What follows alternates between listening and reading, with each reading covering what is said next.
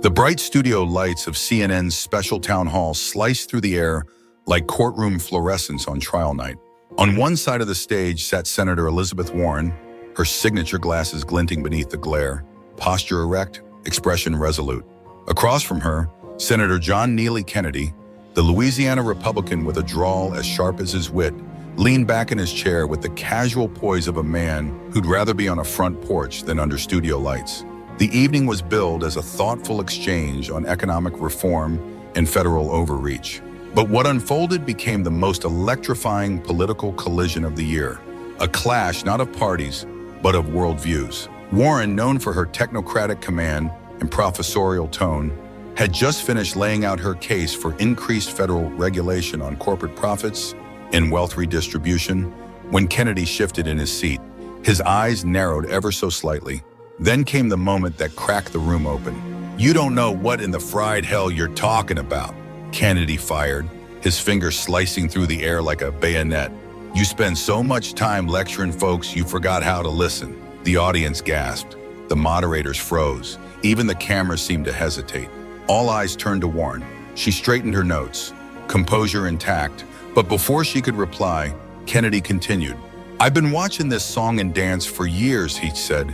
"Elites in Washington trying to fix the country from conference rooms and cocktail parties. I come from a place where folks balance their checkbooks and pray the roof doesn't cave in." The studio went dead silent. And that's when Senator Warren answered. Not with fire, but ice. Her voice was precise, deliberate, like a scalpel honed in academia but ready for battle. "I didn't come here to be scolded by a man who treats policy like it's a punchline," she said. "You joke, I legislate."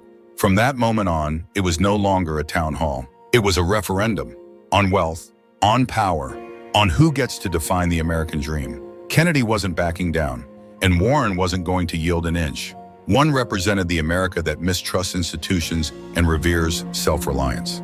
The other, the America that believes systems must be reshaped to serve justice. They didn't just sit across from each other. They stood for two different versions of truth, and the room, it held his breath. Senator John Neely Kennedy isn't a policymaker who speaks in footnotes. He's a storyteller, sharp-tongued and steel-spined, a Southerner with a law degree and a gift for metaphors that sting. But the story he came to tell tonight wasn't fiction. It was a challenge at the win. This wasn't just a debate between two senators. This was a referendum on what kind of country America wants to be. On one side sat Elizabeth Warren, the embodiment of the old progressive guard, unyielding faith in the federal apparatus, strict frameworks, an ironclad belief that regulation breeds fairness. Opposite her, John Kennedy, who represented a very different vision, a belief in grit over government, in forgiveness over control, and the radical idea that Washington's cure might be worse than the disease. Anderson Cooper introduced them with reverence. He listed their credentials, their ideologies, and their national influence. For a moment, it felt civil, even warm, but the temperature shifted fast, like humidity before a southern storm. Warren made her case. Systems must be enforced. Corporate abuses must be reined in. Government intervention isn't the enemy, it's the safeguard. She railed against what she called a culture of excuses from the privileged. Kennedy listened quietly. Then, with his signature slow Southern cadence, he began. "You call it privilege, ma'am," he said, resting his hands neatly in front of him. "But where I come from, we call it surviving with dignity. Folks don't want handouts. They want Washington to get off their backs and out of their wallets." Warren interjected quickly. "That's a nice slogan, Senator. But slogans don't pay medical bills. Slogans don't fix broken roads or hold Wall Street accountable." Kennedy didn't blink. "I've lived in the real world, Senator. The one where you work 3 jobs and still can't afford your property tax increase because some think tank said you need saving." The crowd shifted. A pin could have dropped. But that wasn't the moment that ignited the firestorm. It came when Anderson Cooper asked a simple question about tax policy and income inequality. Warren leaned in, rattling off statistics on corporate profits, billionaires' effective tax rates, and the need for stronger IRS enforcement. Then Kennedy, voice cool and steady, answered with the weight of experience. "We've got a government that punishes success and subsidizes dysfunction," he said, looking first to the crowd, then locking eyes with Warren. "You can write all the rules you want, but you can't regulate common sense or responsibility." He paused. Ma'am, I've seen folks work themselves to the bone and still be told they didn't do enough. Meanwhile, trust fund babies with lobbyists skate past the rules your office writes. That's not fairness. That's bureaucracy wearing a cape. Warren's fingers tapped against her notes, slow, tight, focused. You're blaming systems, Senator, she snapped. But the system exists because people abuse their freedom. To which Kennedy replied without flinching. No, Senator. I'm blaming the idea that the solution to everything is more Washington. The crowd was split. Murmurs of agreement clashed with frowns of disapproval. The stage was no longer just a place. It had become a fault line. Then Warren said what many had waited for. Senator Kennedy, justice doesn't see tax brackets. It sees behavior. The room chilled, but Kennedy, ever so calm, leaned in and answered without raising his voice. With respect, Senator, behavior doesn't exist in a vacuum. If you're born in a hole and the government keeps piling dirt instead of handing you a ladder, that's not justice. That's cruelty with paperwork. When Senator Kennedy spoke again, the words came with that quiet Southern burn he's famous for. Calm, firm, laced with the kind of moral weight that doesn't need volume to carry force.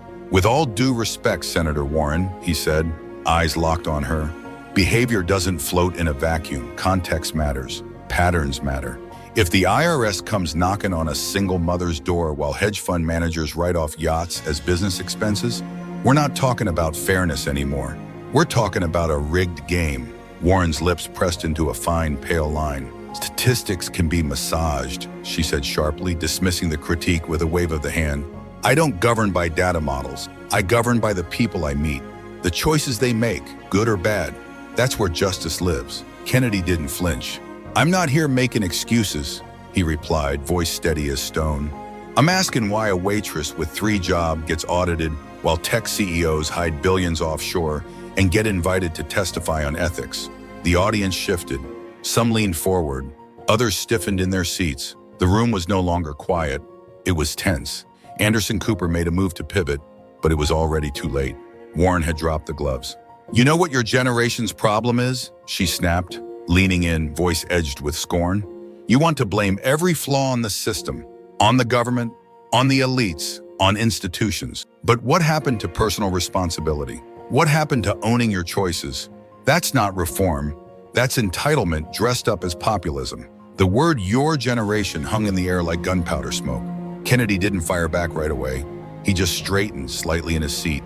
His jaw didn't clench. His voice didn't rise. But the gravity in the room shifted toward him. Warren leaned into the momentum. You've spent your years in politics with clever phrases and campaign zingers, she said, her tone cold. But I've actually written laws. I've actually stared down Wall Street. While you were sharpening one-liners, I was building consumer protection. Even Cooper looked uneasy now. You could practically hear the control room whispering, cut to break. But the camera stayed on, and so did Kennedy. He sat in silence for a moment, his face unreadable. Then he turned and gave her a small, tight smile. Not mocking, but final. The kind of smile that said, I've heard enough. His voice dropped just enough to make the room lean in. Senator Warren, he said gently, may I ask you a question? She nodded stiffly. She wasn't backing down now. In all your years pushing reforms and regulations, did you ever stop to ask yourself why the same working class folks, year after year, keep getting crushed under the very policies you say are there to protect them? The silence that followed wasn't empty. It was electric. Warren blinked just once, but the shift was visible. The self-assuredness faltered. She recovered quickly. Because those communities are underserved, she said flatly. They're victims of corporate abuse and underinvestment. That's the truth. And that's when Kennedy struck. He didn't raise his voice. He didn't wave his arms. He just leaned forward slightly, eyes calm but piercing. That same small smile still at the edge of his mouth. The kind of smile that says, you just proved my point. With respect, ma'am, Kennedy said, that right there, that kind of thinking, is exactly why we're having this conversation tonight. It didn't land like an attack. It landed like truth. You just said those communities are victims, again, but never once did you ask whether maybe, just maybe, it's the system itself suffocating them. Not lack of regulation, but too damn much of it. The audience sat in stunned stillness. You just implied, Kennedy continued, his voice unwavering, that some communities are more prone to failure, more broken, more dangerous. But let me ask you something, Senator. What happens when you bury those same communities under red tape, bureaucrats, and regulations they never voted for? He leaned forward slightly, eyes locked on hers, not confrontational, but commanding. What happens when you criminalize poverty? When you pass tax codes so complex even the IRS can't explain them, but punish folks who file late trying to keep their lights on? Warren opened her mouth to cut in, but Kennedy raised a single hand, not to silence, but to assert presence. His voice stayed calm, but carried the clarity of a man who didn't need to shout to make the room listen. With respect, Senator, I'm not finished. There was a shift in the room, you could feel it. You want experience, he said, his southern drawl edged with steel now. Let me give you some. I've sat in the living rooms of working-class families watching their dreams shrink because inflation ate their paychecks and your regulations ate their jobs. I've talked to small business owners who laid off their entire staff because a federal policy written in an air-conditioned office buried them in compliance fees. Warren's jaw tensed, but it wasn't rage anymore. Not entirely. Her face had changed. Something uncertain flickered behind her certainty.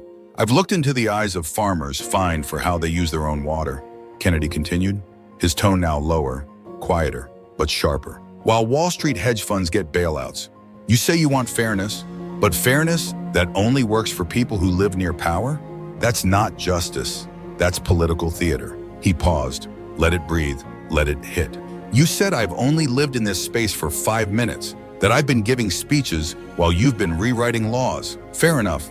Another long pause. He wanted the next words to land like thunder in a still field. But here's the difference between us. You write regulations from a podium. I talk to the people those regulations crush. He let that hang in the air. You sit behind Senate desks and hand out solutions and sound bites. I stand in town halls where people are crying because the IRS froze their accounts over a form they didn't understand.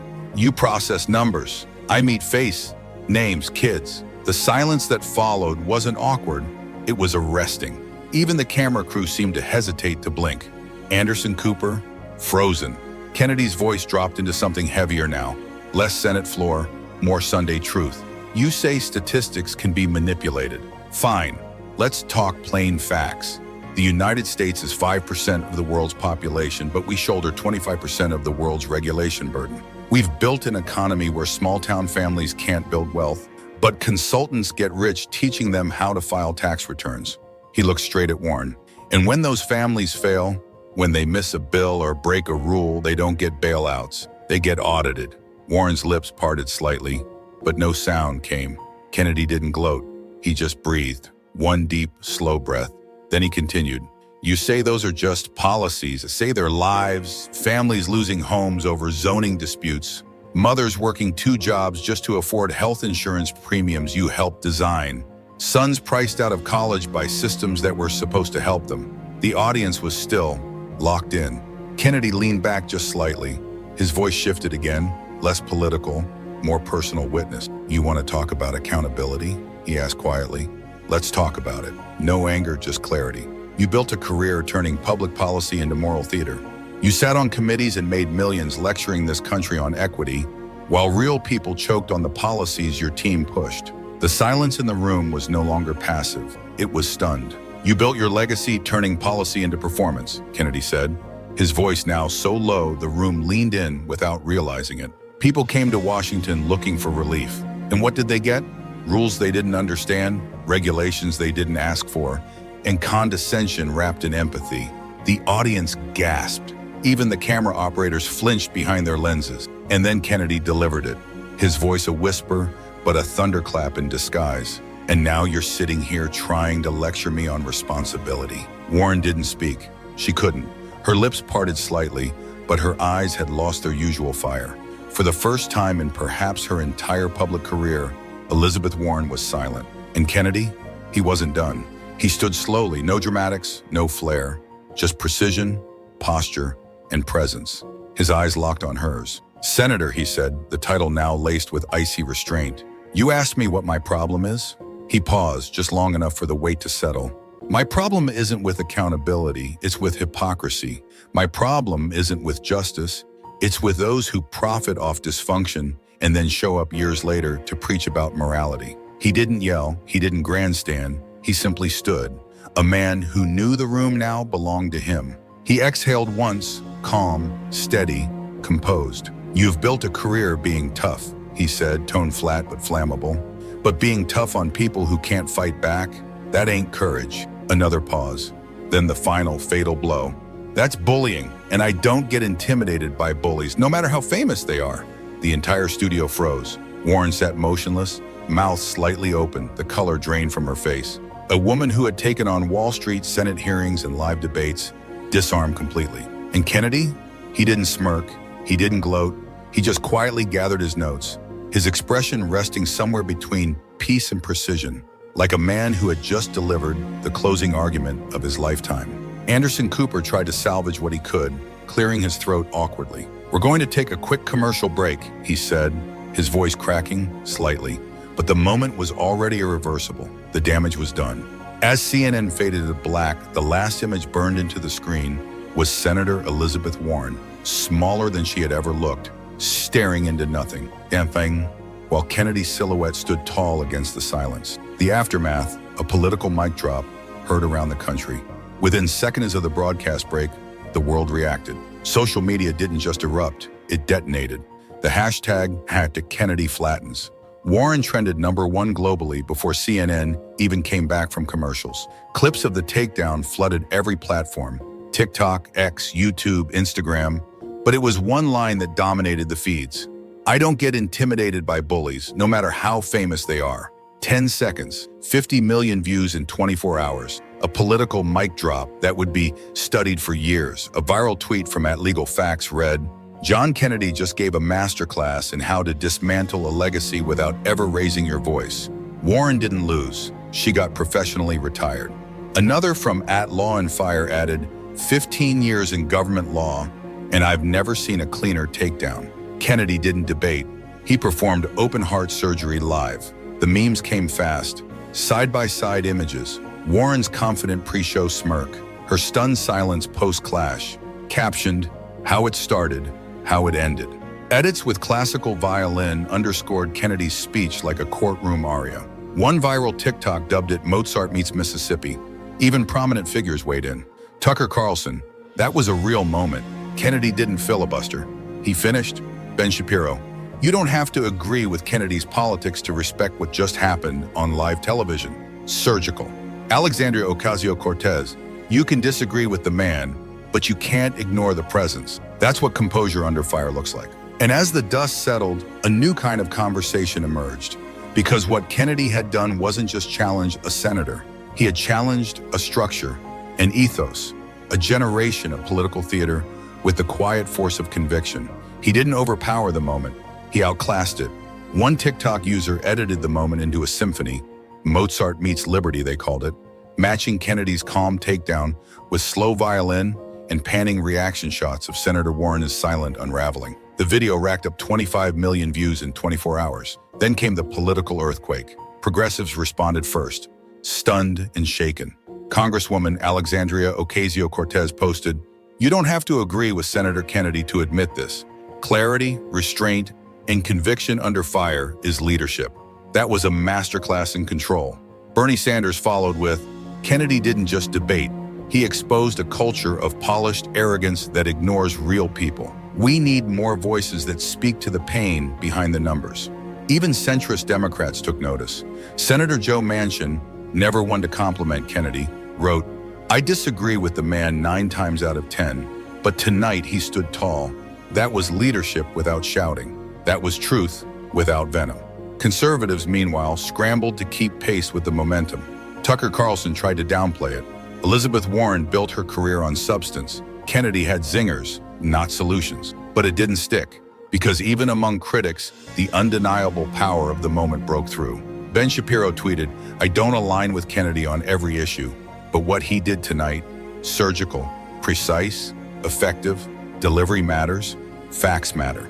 Media outlets move fast. CNN called it a masterclass in composure when restraint becomes strategy. The Washington Post ran the headline, "How John Neely Kennedy Dismantled a Senate Giant Without Ever Raising His Voice." The New York Times published a full column piece titled, "A New Age of Political Combat, When Grit Meets Gravitas." Even Fox News, usually Kennedy's home turf, couldn't ignore the magnitude. Whether you agree or disagree, Kennedy's composure was unimpeachable. His critique of elite detachment hit a national nerve. But the real shift wasn't in headlines. It was cultural. That night, John Neely Kennedy didn't just win a debate.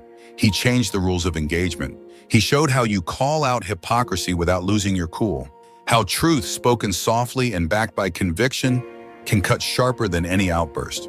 He didn't interrupt. He didn't grandstand. He didn't insult. He stood his ground with facts, patience, and timing. And in doing so, he exposed something deeper, something millions felt but couldn't say until that moment. Meanwhile, Senator Warren's team entered immediate damage control. A statement was issued. Senator Warren respects all viewpoints and believes in vigorous debate. Her comments were based on decades of public service and policy leadership. But it was too late. For the first time in her career, Elizabeth Warren wasn't trending for a plan, a proposal, or a passionate argument. She was trending for being outmaneuvered by a man who never raised his voice, and in doing so managed to shift the room, the moment, and maybe even the national tone. A defining moment in American discourse. Across social media, it wasn't just admiration. It was relief, gratitude, respect, because someone, finally, had said what needed to be said. And not with rage, but with reason. Clips of the confrontation flooded every feed, captioned, "This is how you dismantle a political legacy with truth." Kennedy didn't debate, he taught. He didn't lose his cool, he became the cool. And then came the voices of legacy. Dr. Cornel West posted, "What Kennedy showed tonight wasn't showmanship. It was restraint, clarity, and courage. That's not performance, that's power." Law professors at Harvard and Stanford began showing the exchange in classrooms as a case study in rhetorical poise. Leadership coaches used it to demonstrate presence without aggression. Political analysts, stunned by the cultural resonance, quietly admitted a threshold just shifted. Because Kennedy's calm dismantling didn't just silence the room, it rewrote the rules of modern discourse. Clips of the showdown were soon playing in law school lectures, in leadership workshops, in Sunday talk shows. Not to highlight anger, but to teach restraint, strategy, and how a calm voice can carry the heaviest truths. Leadership coaches across the country called it a clinic in presence.